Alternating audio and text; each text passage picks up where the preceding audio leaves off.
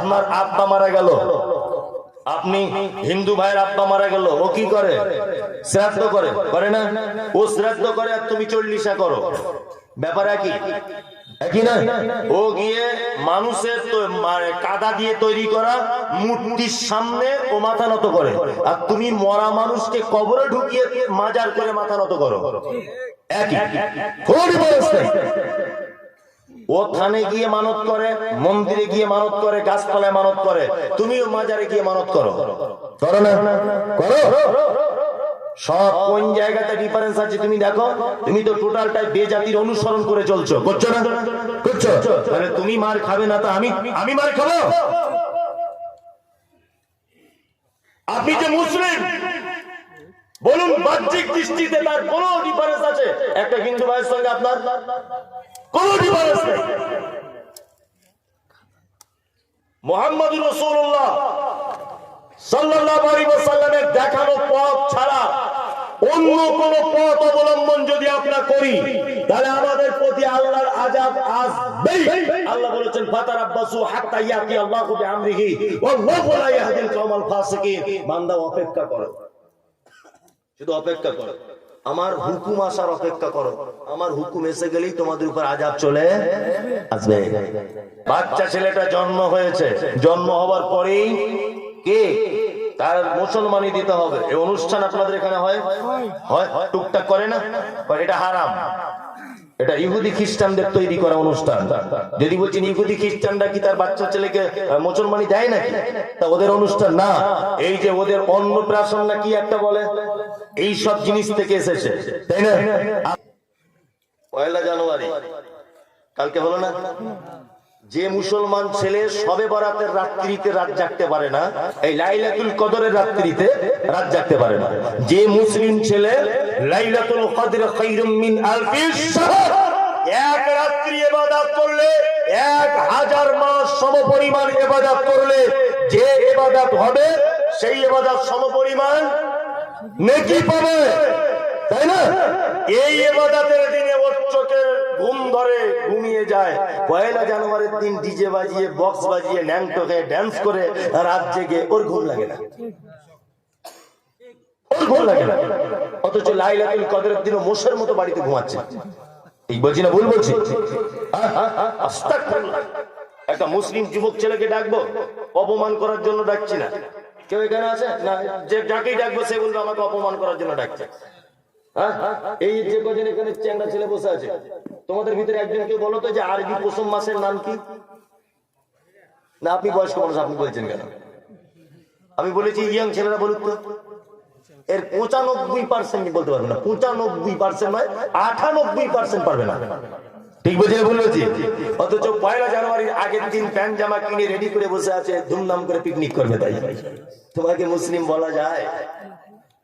তুমি মুসলিমদের ক্যালেন্ডারের তোমার বছরের প্রথম মাসের নাম তুমি জানো না? তুমি জানুয়ারির আগের দিন প্যান্ট জামা কিনে ডিজে বক্স বাজিয়ে পিকনিক করছো, তোমাকে মুসলিম বলা যাবে? আশ্চর্য ব্যাপার। খুব সচেতনতার সঙ্গে থাকুন। আল্লাহ সুবহানাহু ওয়া তাআলা অত্র আয়াতে একটা মারাত্মক বিপদের কথা ঘোষণা করছেন। কি? ফাকাম মিন কারিয়াতিন আহলাকনাহা ফাজাআহা বাসুনা বায়াতান আও হুম কাঈমুন। আগের দুটো আয়াত যদি, আগের দুটো কথা যদি মেনে না চলো, আল্লাহ বলছে আমি কত জনপদকে না ধ্বংস করেছি, ফলে আমার শাস্তি তাদের উপরে রাতের বেলা এসেছে ঘুমন্ত অবস্থায়, এবং দিনের বেলা তারা যখন বিশ্রামরত অবস্থায় তাদের উপরে আমার পক্ষ থেকে আযাব চলে এসেছে। তার মানে আমরা সমস্ত মতবাদ বাদ দিয়ে দুটো কথা, দুটো জিনিসকে মেনে নেব। এক হচ্ছে পবিত্র আল কোরআন, আর এক হচ্ছে হাদিস। আর কোন দিকে যাব না। আল্লাহ সুবহানাহু ওয়া তাআলা পবিত্র আল কোরআনে আর অনেক জায়গাতে বলছেন, ফামা কানা দাওয়াহুম ইজজাআহুম বাসুনা ইল্লা আন ক্বালু ইন্না কুন্না যালিমিন। আমার শাস্তি যখন তাদের কাছে এসে পড়েছিল, তখন তাদের মুখে বাস্তব এই কথাটাই ছিল যে আমরা নিজেরাই অত্যাচারী। এইবার পবিত্র আল কোরআনের একটা চমৎকার ঘটনা আপনাদের সামনে বলবো, শুনতে রাজি আছেন? সকলেই শুনে নেন। পবিত্র আল কোরআনের আল্লাহর আযাব কেমন করে আসে, তাই না? একটা চাষী লোকের ঘটনা আপনাদের বলবো, কোরআন থেকে বলবো, একদম পিওর চাষী। মাঠে চাষবাস করত, সেই লোকের কথা আল্লাহ পবিত্র আল কোরআনে বর্ণনা করেছেন। আল্লাহর আযাব কেমন হয় আল্লাহর সঙ্গে দুই নম্বরই করলে। একটা লোকের বাড়ি ইয়ামান দেশে। কোন দেশে? ইয়ামান। ইয়ামানের রাজধানী, তার নাম সানা। কি নাম? সানা। এই সানা থেকে 6 কিলোমিটার দূরে একটা ছোট্ট গ্রাম ছিল, তার নাম হচ্ছে জারওয়া। কি নাম? যদি বলছেন এটা আপনি পেপার থেকে বলছেন, না আমি পেপার থেকে বলিনি, কোরআনের তাফসীর ইবনে কাসির কিনে পড়ে দেখুন, এই ঘটনা আছে। আল্লাহর আযাব কেমন ভাবে আছে এটা আমি বলছি। সেই ছোট্ট গ্রামে একটা লোক বসবাস করত। ছোট্ট গ্রামটা একটা লোক বসবাস করত। এই লোকটা ছিল 3 বেটা। কটা বেটা?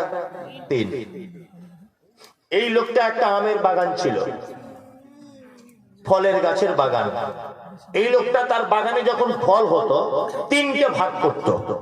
একটা ভাগ বাগানের খরচার কাজে লাগাতো, আর একটা ভাগ ফকির মিসকিনদেরকে বিলি করে দিত, আর একটা ভাগ নিজের সংসারের জন্য কাজে লাগাতো। এক বাগানের খরচা করত, আর একটা ভাগ ফকির মিসকিনদেরকে দিত, আর একটা ভাগ নিজে খেত। লোকটা মারা গেল।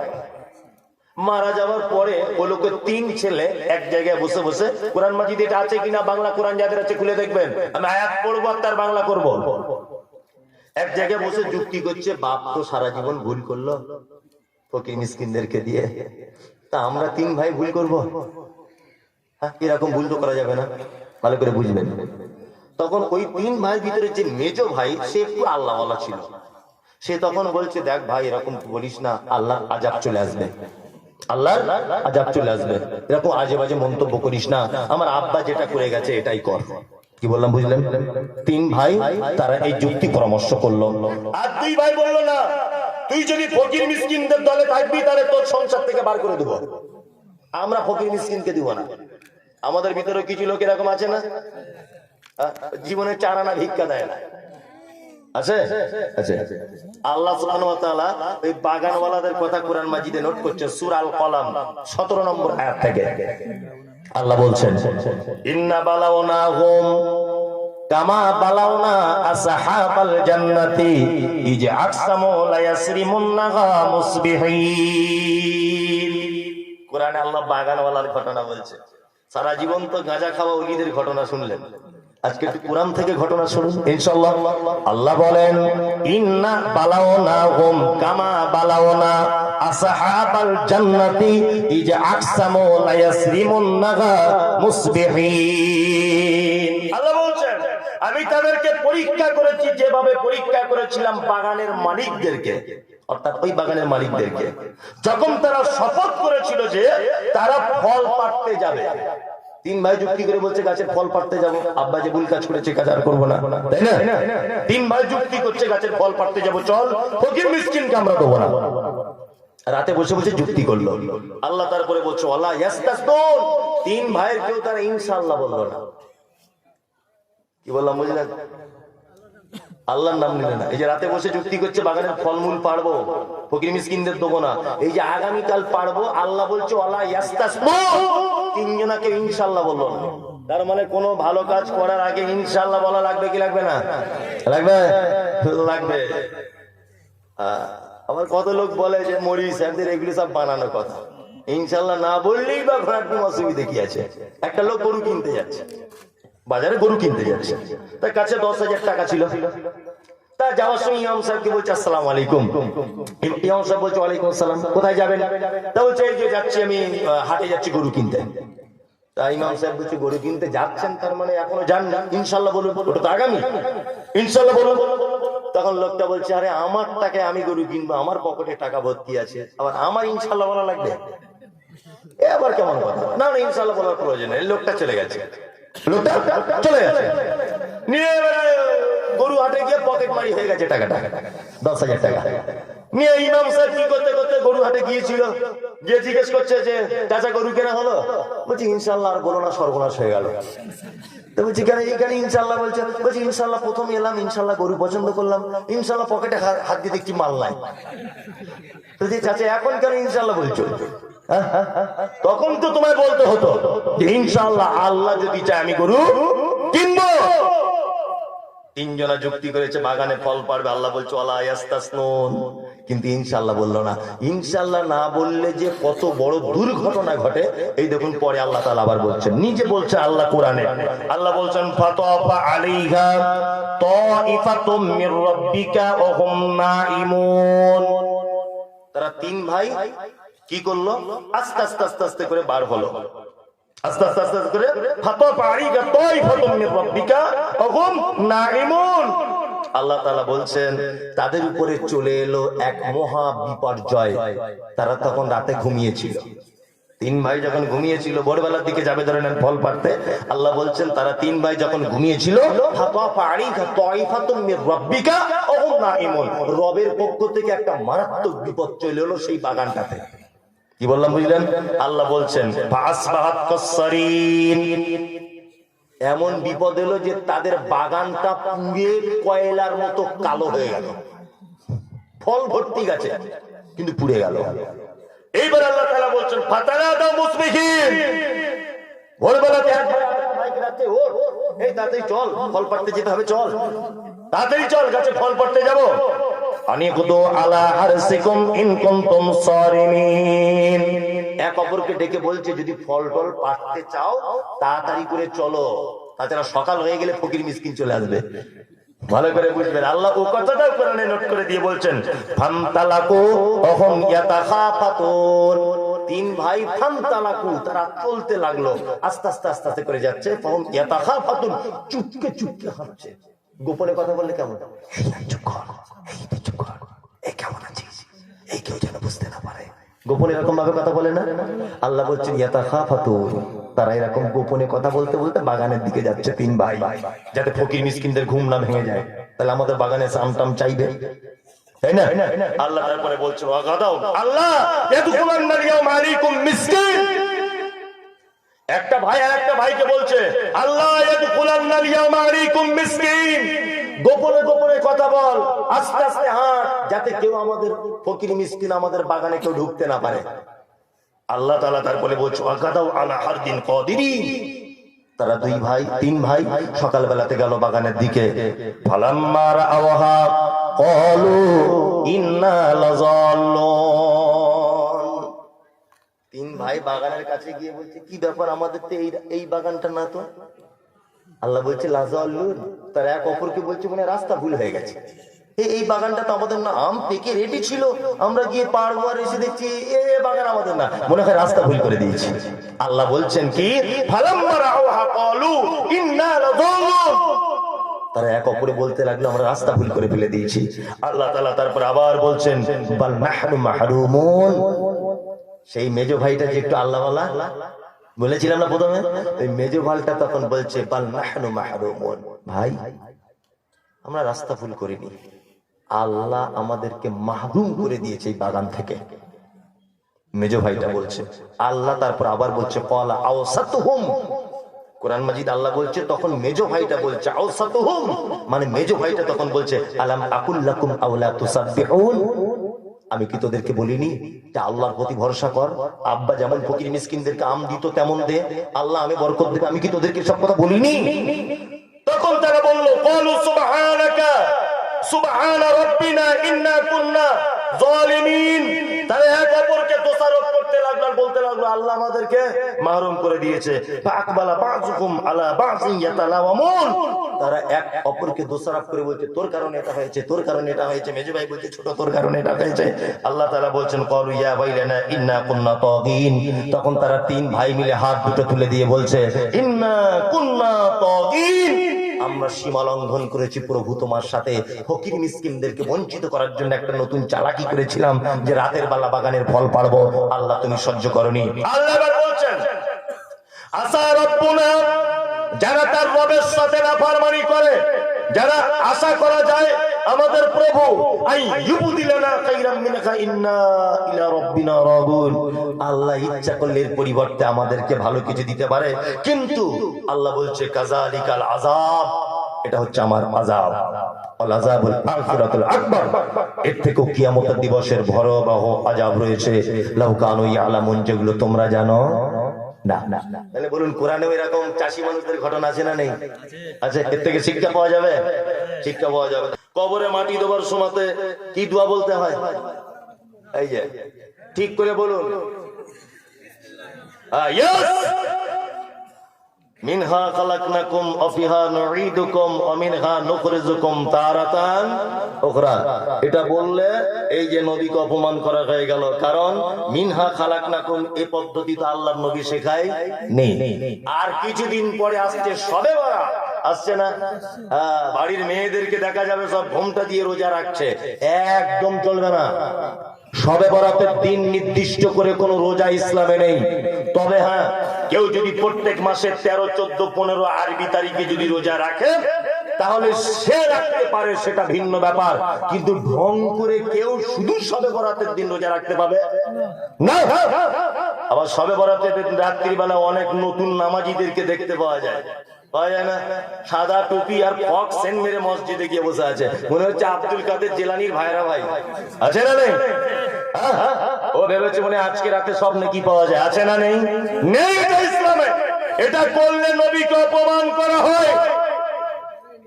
মিনহা খালাকনাকুম বলে মাটি দেওয়ার সময় এই দোয়া বললে নবীকে অপমান করা হবে। কারণ আম্মা জান আয়েশা সিদ্দিকা রাদিয়াল্লাহু তাআলা আনহা তিনি বলেন, মান আমিলা আমালান লাইসা আলাইহি আমরুনা ফাহুয়া রাদ্দুন।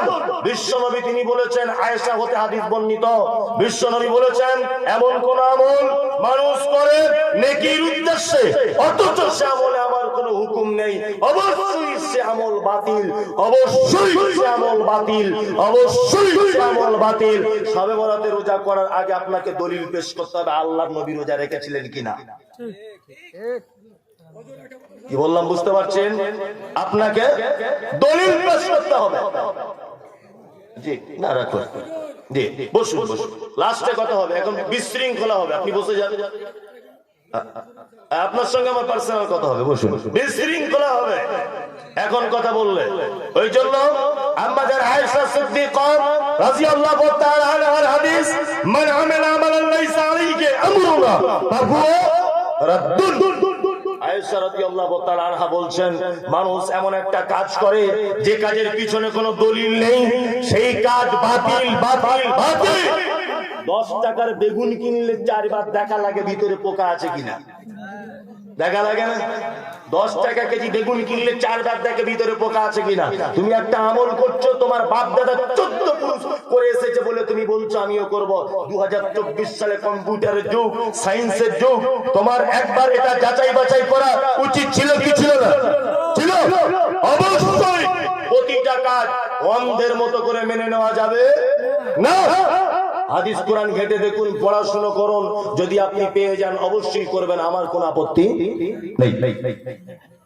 খুব সাবধানে থাকবেন। আল্লাহ সুবহানাহু ওয়া তাআলা বান্দার উপরে যত পর্যায়ের বিপদ দিচ্ছেন, প্রতিটা বিপদের দুটো কারণ। এক, আগের আয়াত দুটো পবিত্র আল কোরআন ছেড়ে অন্য কিতাব বগল করে নিয়ে আমরা ঘুরছি। দুই, মুহাম্মদ সাল্লাল্লাহু আলাইহি ওয়াসাল্লামের দেখানো পথ ছেড়ে দিয়ে অন্য পথে আমরা যাচ্ছি, এই কারণে যত বিপদ আমাদের উপরে। কি বললাম বুঝলেন না? একটা কথা আপনাকে আবার বোঝানোর জন্য বলি। এই রাস্তাতে একটা সাইকেল যাচ্ছিল, সাইকেলটা অ্যাক্সিডেন্ট করেছে, তার সঙ্গে একটা মোটর সাইকেলের সঙ্গে। আচ্ছা বলুন তো, সব লোক কোন গাড়িওয়ালার দোষ দিবে? মোটর সাইকেল ওয়ালা। কেন বলুন তো? দামি গাড়ি, স্পিডে চলে, দোষ কিন্তু সাইকেল ওয়ালা। দোষ কিন্তু দেবে সবাই কার? Motor cycle. এখন এই মোটর সাইকেলটা যাচ্ছিল, যেতে যেতে একটা লরির সঙ্গে অ্যাক্সিডেন্ট হয়েছে। এবার দোষ হবে কার? লরিওয়ালা। লরিওয়ালা, কারণ বড় গাড়ি, দামি গাড়ি, স্পিডে চলে, তাই না? দোষ কিন্তু মোটর সাইকেল। এখন এই লরিওয়ালাটা যাচ্ছিল, ওই আপনার গঙ্গারামপুর রেল গেটটা পার করছিল, আর কলিক এক্সপ্রেস এসে মেরে দিয়েছে। এবার বলুন দোষ কার? কেন আপনার হিসাব অনুযায়ী এতক্ষণ যার গাড়ি বড় তার দোষ হচ্ছিল, এখন ট্রেনের দোষ হওয়ার কথা না। দোষ কার? লরিওয়ালা। কারণ ট্রেনের দরজার খুলে ড্রাইভার কি বলবে? এই বেটা তুই আমার রাস্তায় ঢুকলি কেন বল। তার মানে এই লরিওয়ালার দোষ এই কারণে, ট্রেনওয়ালা নিজের রাস্তাতে নিজে গাড়ি চালাচ্ছে, ও পাকা রাস্তা ছেলে তুই রেলের রাস্তায় গেলি কেন, এটা ওর অপরাধ। তার মানে বোঝা যায় নিজের রাস্তা ভুল করে অন্য রাস্তায় ঢুকলে মার খেতে হবে, কোনো উপায় নেই। আমি বাড়িতে একটা কুকুর পুষেছি, কুকুর, প্রতিদিন তাকে বিরিয়ানি দেই, ধরে না, প্রতিদিন বিরিয়ানি দেই তাকে খেতে, গোস্ত পোলাও টোলাও দেই। আমার কুকুরটা একদিন ভুল করে আপনাদের বাড়ি ঢুকে গেছে। আচ্ছা, আপনি কি প্লেটে করে বিরিয়ানি এনে পেশ করবেন, না ঝাঁটার বাড়ি চালাবেন? ঝাঁটার বাড়ি। তুই কেন শালা আমাদের ঘরে এলি? বলবে কি বলবে না? ঠিক গাল দিয়ে আপনি এটাই বলবেন, তুই মমতাজুল ইসলামের কুকুর, তুই কেন আমাদের বাড়িতে এসেছিস? এটা বলবে কি বলবে না? বলবে।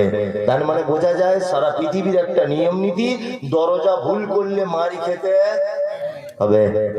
আজকে সারা পৃথিবীতে যত মার খাচ্ছে মুসলমানরা, তার একটা কারণ, আমরা আমাদের দরজা ভুল করে বেজাতিদের দরজা অনুসরণ করেছি। তাই কি বললাম বুঝলেন না? ধানের ওষুধ দেন, ধানের ওষুধ দেন। এখানে কি চাষ হয় বেশি? ধান। যে জিনিসটা গুদামজাত করা যায়, দীর্ঘদিন রাখা যায়, তার ওষুধ দিতে হবে, ধানের ওষুধ দিতে হবে। ধান কেউ দেয় ওষুধ? নেই। এই 2017 সালে এখানে বন্যা হয়েছিল, হ্যাঁ, এমনি তো বন্যা হবে, বন্যা হবে না? ওষুধ গরিব মানুষের হক, তুমি তাকে বঞ্চিত করে দিয়েছে। মাঠের গম হয়েছে, ফসল হয়েছে, তাতে কিছু গরিব মানুষ পায় কি পায় না? পায়। কোনদিন দিয়েছো? গাছে ভালো আম পেকেছে, গরিব মানুষকে দিয়েছো কোনদিন? যে এক কেজি আম একটা গরিব মানুষ পাড়ায়, একটা ভিখারি বা অসুস্থ কেউ আছে, এই লোকটাকে দুটো হাদিয়া পেশ করি, এরকম লোক আছে? নাই। আল্লাহ তাআলা বলছেন, ফাসবাহাত কাসসারিম, তোমরা যদি গরিবদেরকে বঞ্চিত করে দাও, আমি আল্লাহ আমার তরফ থেকে তোমার ধানের জমি, গমের জমি, তোমার আমের বাগান, তোমার ফসল আগুন ধরিয়ে দিতে পারি আমি আল্লাহ। এটা আল্লাহ পারে কি পারে না? পারে, পারে। এখান থেকে দুটো শিক্ষা নেন। এক, মাঠের কাঁচা পাকা ফসল গরিব দুস্থ মানুষদের মাঝে কিছু দেবেন। দুই, প্রত্যেক ভালো কাজের জন্য ইনশাআল্লাহ এটা ব্যবহার করব, ইনশাআল্লাহ ব্যবহার করব।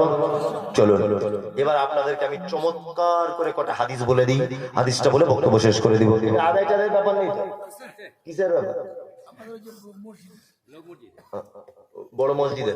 তবে এখানকার লোকগুলো তো যাচ্ছেও না, কেউ কন্ট্যাক্ট করবে। আমি জানছি আপনারা একটু ওটাউটি করলে আমি ছেড়ে দেবো, কিন্তু সেই সুযোগ পাচ্ছি না, সেই সুযোগ হবে না। তাই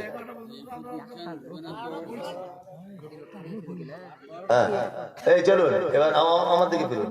এবার চমৎকার চমৎকার কটা হাদিস বলে দিচ্ছে, একদম ইনশাআল্লাহ আমল করব ইনশাআল্লাহ।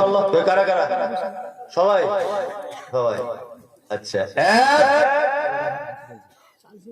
আল্লাহর নবী সাল্লাল্লাহু আলাইহি ওয়াসাল্লাম, আমরা যারা এখানে বসে আছি জান্নাতে যাওয়ার আশা আছে সকলের?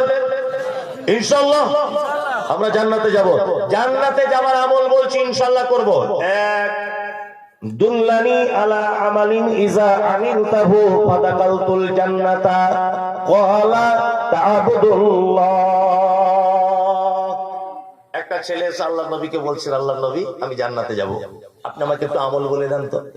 আল্লাহ নবী সাল্লাল্লাহু আলাইহি ওয়াসাল্লাম বলছেন, তা'বুদুল্লাহ, সর্বক্ষেত্রে তুমি ইবাদত করবে কার? কার? আল্লাহ। নামাজ, রোজা, হজ, যাকাত, নফল, সুন্নাত, ফরজ যা কিছু সব কার জন্য? আল্লাহর জন্য। ওয়ালা তুশরিক বিহি শাইয়া, তুমি যদি জান্নাত যেতে চাও আল্লাহর সঙ্গে কোনোদিন কাউকে শরীক করে দিও না। তিন, ওয়াতুকিমুস সালাতিল মাকতুবাতা, ফরজ নামাজ ছেড়ে দিও না। এই সবাই নামাজ পড়েন তো এখানে যারা আছেন? 5 ওয়াক্ত। অনেকজন আছে হাত তুলতে পারছে না, হাতে ব্যথা তাদের, আমি বুঝতে পারছি। আমাদের বাজারে 3-4 কোয়ালিটির নামাজি পাওয়া যায়, বলবো? এই দেখেন, জোহরে যায়, আসরে যায়, মাগরিবে থাকে না, এশায় দোকান বন্ধ করে, ফজরে ঘুম ভাঙে না। এই একটা কোয়ালিটি, তাই না?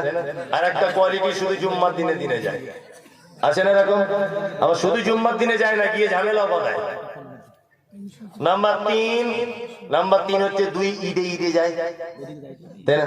নাম্বার 4 5 ওয়াক্তই যায়, তবে কিছু বুঝে না, 5 ওয়াক্তই যায়। চাচা, ও চাচা, কত বছর নামাজ পড়ছো বাপ? বলছে 30 বছর হবে বাপ। 30 বছর নামাজ পড়ছো? বলছে হ্যাঁ। ঠিক আছে বাপ, তুমি রুকু থেকে উঠে কি দোয়া বলে এটা বলো তো। বলছে বাপ আমি ওটা জানি না, আলহামদুলিল্লাহ নামাজটা পড়ি ওটা জানি না। চাচা রুকুতে গিয়ে কি বলে? বলছে বাপ ওটাও জানি না, বয়স হয়ে গেছে তো, চোখে কম দেখি, কানে কম শুনি, ব্রেনে বুদ্ধি কমে যাচ্ছে, এত বড় বড় দোয়া মুখস্থ করতে পারি না, তবে বাপ আমি নামাজ পড়ি। যে লোকটা বলছে কানে কম শুনি, চোখে কম দেখি, 2 টাকা কম দিয়ে দেখবেন তো বুঝতে পারে কি পারে না? পারবে? কি করে পরের জমির আল কেটে নিজের জমি বাড়াতে হয় ওর সেই জ্ঞান আছে। এরকম লোক আছে দিনাজপুরে? আছে? ও সব জ্ঞান ভালো, হাদিস কোরআনের জ্ঞান নাই, তাই না? সব জ্ঞান আছে ওর, হাদিস কোরআনের জ্ঞান নাই। এ আর এক 2 নম্বরই লোক। যদি বলছেন কেমন, দেখবেন ওই লোকটা যখন রুকু থেকে ওঠে তখন সেজদায় গিয়ে ঠোঁট নাড়ছে, নাড়ছে কি নাড়ে না? তা ও যে বললো আমি দুয়া জানি না, তা ঠোঁট নাড়ে ও বলে কি? এটা প্রশ্ন জাগে কি জাগে না? ও ঠোঁট নাড়ে তাহলে কেন? নিশ্চয়ই ও আল্লাহকেও ধোকা দেয় মসজিদে গিয়ে। কি বললাম বুঝলেন না? ও যে স্বীকার করলো যে বাপ দুয়া জানি না, তা ও ঠোঁটটা কেন নাড়ছে? নিশ্চয় কিছু বলে। কি বলে? সালাত আদায় করবেন, নামাজ ছাড়া জান্নাত যাওয়া যাবে না, না একদম নয়।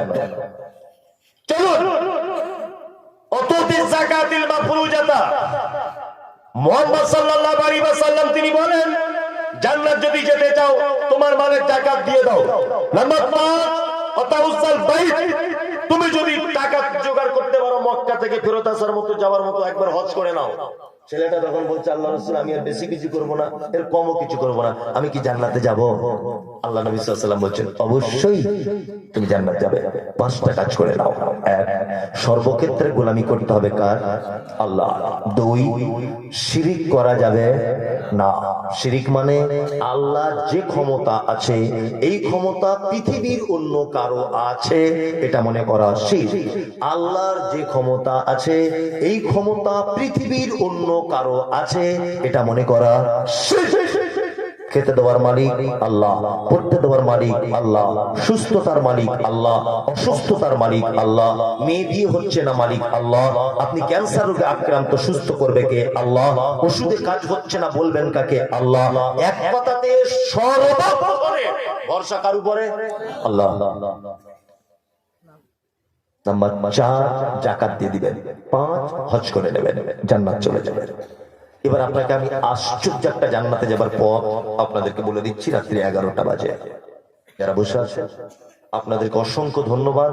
আমার পক্ষ থেকে থাকলো দোয়া, আল্লাহ যারা এখানে বসে আছে তুমি এদের আব্বা মা আত্মীয় স্বজন যারা মারা গেছে তুমি তাদেরকে ক্ষমা করে দাও। আমি মুসাফির, একবার আমিনটা বলুন। আমি সত্যি এত সুন্দর পরিবেশ এবছরে আজকের নিয়ে আমার প্রায় 160টার কাছাকাছি প্রোগ্রাম চলছে আজকে নিয়ে, প্রতিদিন। এত সুন্দর পরিবেশ এবছরে আমি কোন জায়গায় পাই, আজকে ফার্স্ট। এত ভদ্র মানুষ আপনারা, এত সুন্দর পরিবেশ। কি বললাম বুঝলেন? আমি ওয়াজ ভালো করি আর খারাপ করি, আপনারা কিন্তু বসে আছেন, এটা আমার আশ্চর্য লাগছে সত্যি। ওই জন্য মন খুলে আপনাদের কাছে আমি আর একটা কথা পেশ করছি। পৃথিবীতে 2টো মানুষের মাধ্যমে জান্নাত যাওয়া যায়, জানা আছে? কে? আব্বার মা। এদের সেবা যত্ন করার মাধ্যমে কোথায় যাওয়া যায়? জান্নাত যাওয়া যায়। বর্তমান আব্বা মারা সেবা যত্ন পায়? কেউ কেউ এরকম করছে, মানে বয়স্ক লোকেরা ভাবছে এবার মৌলভী সাহেব আমাদের পক্ষে বলছে। আরে কিছু বাপ মাদেরও তো দোষ আছে, দোষ আছে না? যে ছেলের টাকা বেশি তার বেটাকে নিয়ে কোলে করে বেশি করে ঘুরছে, কত বাস্তব না ভুল? যে বৌমা ধনী ঘরের বেটি সেই বৌমা শাশুড়ি শুধু মাথায় তেল দিয়ে দিচ্ছে, আর যে গরিব ঘরের বেটি বৌমা এসেছে ওর সঙ্গে বেশি আলাপ আলোচনা করে না। ঠিক বলছি না? ঠিক। আর জমি জায়গা লেখাপড়া করার সময় বাপ বলছে ও ছোট আদরের বেটা 2 শতক বেশি করে দিয়ে দিই, 2 শতক বেশি করে দিয়ে দিয়েছে। কি বললাম বুঝলেন? আর 3টে ছেলে যখন বলছে আব্বা বেশি করে দিলে কেন? বলছে ও বেশি করে একটু দেখে ওই জন্য 2 শতক ওকে একটু বেশি করে দিয়েছি। এই জীবিত জাহান্নামীকে যদি পৃথিবীতে দেখতে চান, যে লোকটা বেঁচে আছে জাহান্নামে যাবে, ওই লোককে দেখুন যে লোক তার জমি বেটা বেটিদের মাঝখানে কম বেশি করে লেখালেখি করে দিয়েছে। জীবিত জাহান্নামী লোকের, কারণ মিরাজ থেকে বঞ্চিত করার রাইট আপনার নেই। ও আপনাকে দেখাশুনো করে না ছোট বেটা, ওই জন্য জমি কম দিতে আপনি কেন গেলেন? ও দেখাশুনো করে না, ও আল্লাহর কাছে জবাব দিয়ে পিতা মাতার সঙ্গে অসৎ ব্যবহার করেছে, তার কারণে তুমি কেন জমি কম দিতে গেলে? কি বললাম বুঝলেন? আর আমাদের বাড়িতে বাপ মারা বর্তমানে সেবা যত্ন পাচ্ছে না, তার আর একটা কারণ যে আমাদের বাড়ির বৌমা গুলোকে একটাও ভালো আনতে পারিনি আমরা। পেরেছি বলুন? এগুলো বাস্তব। গিয়ে বলছে মা তোমার নাম কি? বেটার বউ দেখতে গেছে, মা বলছে আমার নাম কাকুলি গো। বলছি ওরে বাবা কাকুলি, হ্যাঁ কাকুলি, সাংঘাতিক মডেলিং নাম, বয়স্ক লোক তো। তো বলছে মা তোমরা কয় ভাই বোন? বলছে আমার ভাই নেই, আমি একাই। আর তোমার আব্বার কি আছে? বলছে গঙ্গারামপুরে 4টে দোকান আছে রোডের ধারে। এখন এই চাচার মাথায় কাজ করে না, ওর ভাই নেই মানে ওর বাপ মরে গেলেই 4টে দোকান আমার বেটার, হিসাব করে নিয়েছে, চালাক মাল তো। কি বললাম বুঝলেন না? তারপরে বলছে মা তোমার আব্বার কি করে? বলছে 4টে বাস আছে আমার আব্বার। চুরি বাবা, তুমি মা লেখাপড়া কতটা জানো? বলছে আমি বিয়ে পাস করে বাড়িতে বসে আছি। বলছে এখন আপাতত কি করছো বাড়িতে? বলছে আব্বার দোকান টোকান দেখাশোনা করি, হিসাবপত্র করি। আচ্ছা আচ্ছা আচ্ছা, আর কিছু করো না? বলছে নাই, মাঝে সাঝে ছাদের উপরে টিকটকের ভিডিও টিডিও করি। তখন ওই লোকটা মনে মনে ভাবছে ওই বাবা নাম কাকুলি আবার টিকটকের নায়িকা, আশ্চর্য ব্যাপার। বাড়ি গিয়ে বলছে এই শোনো শফিকুলের মা এদিকে এসো। বলছে কি হলো? সাংঘাতিক ব্যাপার, চারিখানা মেন রোডের ধারে দোকান, আর মেয়ে দেখতে কি নাম কাকুলি। আমার শুধু কাকুলি না, মোবাইলটা খুঁজে দেখো, বড় মোবাইল চালাতে পারো, ওই আশরাফুলকে ডাকো, বড় মোবাইলটা বার করে দেখো, ওই বাবা এটা টিকটকে নায়িকা ড্যান্স করছে। আমাদের বৌমা যা তা ব্যাপার নয়, নিয়ে সবাই পছন্দ করে বিয়ে করে নিয়ে এসেছে। আচ্ছা টিকটকের মেয়ে যে লোক বাড়ি এনেছে, ও বুড়ো বয়সে ঘি দিয়ে ভাত খাবে না ঝাঁটার বাড়ি চলবে? ঝাঁটার বাড়ি দিবার বলবে ড্যান্স করো টিকটক, টিকটকে ছাড়বো বলবে কি বলবে না? একদম ড্যান্স বার করে দিবে। আর মোহাম্মদ সাল্লাল্লাহু আলাইহি ওয়াসাল্লাম কি বলেছেন? নারীকে বিবাহ করো 4টে গুণ দেখে। কটা গুণ? এক, তার টাকা আছে কিনা দেখো, অর্থাৎ তার মাল আছে কিনা দেখো। এটা আগেকার দিনের জন্য প্রযোজ্য ছিল, কি বললাম বুঝলেন না? আগে ইসলামে টাকা অর্থ কম ছিল এই কারণে। 2, তার সুন্দরীটা দেখো, রূপ আছে কিনা। 3 নম্বর তাদের বংশ ভালো কিনা দেখো। 4, দিনদারিতা আছে কিনা দেখো, পরহেজগার কিনা মেয়েটা দেখো। কটা জিনিস দেখতে বলা হয়েছে? 4টা। এক, রূপ। রূপ বলতে সুন্দরী মানে চামড়া পরিষ্কার, তা কি রূপ বলতে আপনি কি বোঝেন? আমাকে বোঝান রূপ বলতে কি? চামড়া যার পরিষ্কার, এটাই তো রূপ। এই উনি বলছেন হ্যাঁ, আমরা তো এটাই বলি, কি বলি না? বলি। আচ্ছা বলুন, যদি রূপ বলতে চামড়া পরিষ্কার হয়, তাহলে যে মেয়েটার চোখটা একটু টেড়া, যে মেয়েটা কালো, যে মেয়েটার দাঁত একটু উঁচু, সেই মেয়েটা আল্লাহর নবীর এই হাদিসের উপরে আঙুল তুলতে পারবে কি পারবে না? পারবে, ইয়েস পারবে। তার মানে বোঝা যাচ্ছে চামড়া পরিষ্কার আর কালো এতে সৌন্দর্য নয়। কি বললাম বুঝলেন? মূলর দাম বেশি না আপেলের দাম বেশি? আপেলের। আপেলের পরিষ্কার কে, মূল না আপেল? মূল। মূল বেশি সাদা না, আপেলের দাম বেশি কেন? ওর গুণ আছে তাই। সিলভার কাপ মাছ বুঝেন? খুব সাদা না, আর মাগুর মাছ কালো। তা সিলভারের দাম কত? 100 টাকা। আর মাগুর, দেশি মাগুর 700-800 টাকা। কালো কিন্তু দাম বেশি, ওর গুণ আছে তাই। কি বললাম বুঝলেন না? তার মুহাম্মদ সাল্লাল্লাহু আলাইহি ওয়াসাল্লাম ভালো বলতে বুঝিয়েছেন ওই নারী যার ভিতরে আল্লাহ ভীতি আছে, এ হচ্ছে সবথেকে সুন্দরী। আল্লাহ নবী সাল্লাল্লাহু আলাইহি ওয়াসাল্লাম কি বলেছেন? যে সারা পৃথিবীটা সম্পদ, সারা পৃথিবীটা কি সম্পদ, কিন্তু এই পৃথিবীর সম্পদের ভিতরে সবথেকে উত্তম হীরে মণি মুক্তা সবার থেকে দামি কে? আল মারআতু সালিহাতু, একজন নেককারিনী আল্লাহওয়ালী নারী। এর থেকে সুন্দর আর কোন সুন্দরী নেই। তার জ্বলন্ত প্রমাণ, চামড়া পরিষ্কার ওয়ালা মেয়েকে বিয়ে করুন, যত না শান্তি পাবেন, তৃপ্তি পাবেন। একজন কালো মেয়ে, বেঠে মেয়ে, আল্লাহওয়ালী মেয়েকে বিয়ে করুন, আপনি দুনিয়াতেই অর্ধেক জান্নাত পেয়ে যাবেন।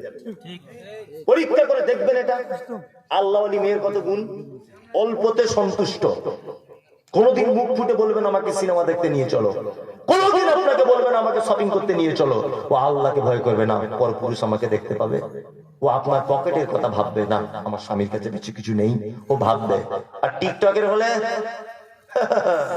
তোমার মানে তোমাকে বন্ধক দিয়ে লোন করেও সিনেমা দেখতে চলে যাবে। তাই তো করছে না? করছে না? স্বামী বন্ধক লোন, বউ বন্ধক লোন চলছে না স্যার বাজারে? চলছে।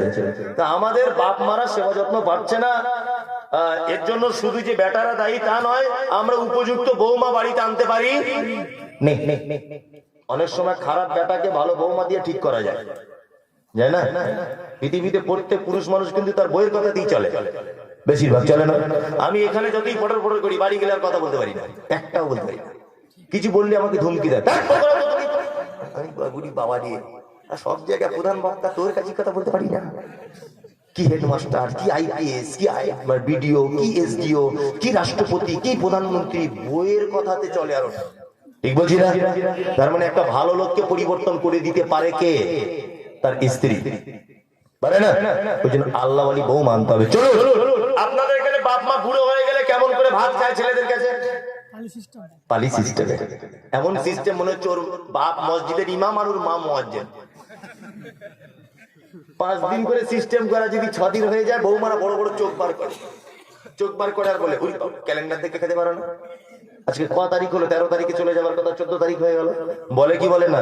আবার কেউ কেউ বলে আমাদের তরকারি কি খুব মিষ্টি, ছেড়ে যেতে মন চায় না। বলে কি বলে না? বলে কেন? কেন সমাজের অবস্থা? আপনারা 4 ভাই এবার আমার দিকে তাকুন, মুখ বন্ধ করুন, শুধু নিঃশ্বাসটা নেন, চোখটা নড়াচড়া করুন, একদম নড়াচড়া করবেন না। আপনারা 4 ভাই, 4 জনের 2 তলা বাড়ি। আপনার মায়ের বয়স 90, আপনার আব্বার বয়স 95। সিঁড়ি দিয়ে আপনার আব্বা মা উঠতে পারে না। 4 ভাই যুক্তি করে ভেবে নিয়েছেন সিঁড়ি দিয়ে তো 2 তলা তো তোলা যাবে না, তাই এক কাজ কর ছোট ভাই, তোর এই সিঁড়ির তলাতে একটা ভালো মশারি টাঙিয়ে দে, আব্বা মা থাকুক। 4 ভাই দিল্লিতে তোমরা কাজ করতে গেছো, ঈদের দিনে 1 সপ্তাহ আগে বাড়ি আসবে। ফোন করে তোমার স্ত্রীকে বলছো, হ্যালো সাবিনা, আমি বুধবার বাড়ি যাব, তোমার জন্য কিছু নিয়ে যেতে হবে। বলছে হ্যাঁ, আমার জন্য শাড়ি, ছেলের জন্য জামা, মেয়ের জন্য জামা, আর আমার বোনের জন্য 2টো চুড়িদার। লোকটা দিল্লির কোন একটা দোকানে কেনাকাটা করছে, ওর স্ত্রী আবার ফোন করে বলছে হ্যালো, কেনাকাটা করা হলো? লোকটা তখন বলছে না হয়নি, তোমাদের গুলো কমপ্লিট, শুধু আব্বার জন্য একটা পাঞ্জাবি লুঙ্গি, মায়ের জন্য একটা শাড়ি আর ব্লাউজ, ঈদের দিনে পড়বে তাই।